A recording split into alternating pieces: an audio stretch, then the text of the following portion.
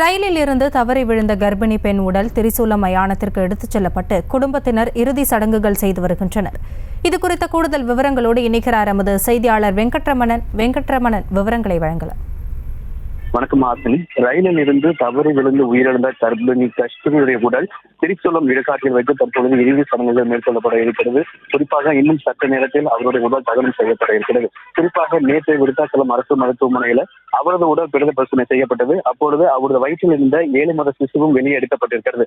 இன்று அந்த இருவருடைய உடலுக்கும் அங்கே அவருடைய வீட்டில் வந்து இறுதி சடங்கு செய்யப்பட்டது.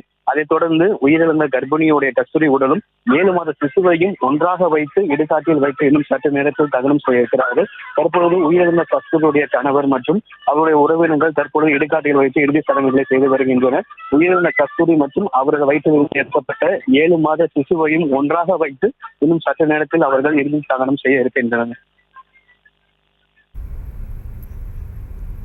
விவரங்களுக்கு நன்றி வெங்கட்ரமணன். செய்திகளை உடனுக்குடனும் துல்லியமாகவும் தெரிந்து கொள்ள சப்ஸ்கிரைப் பண்ணுங்க.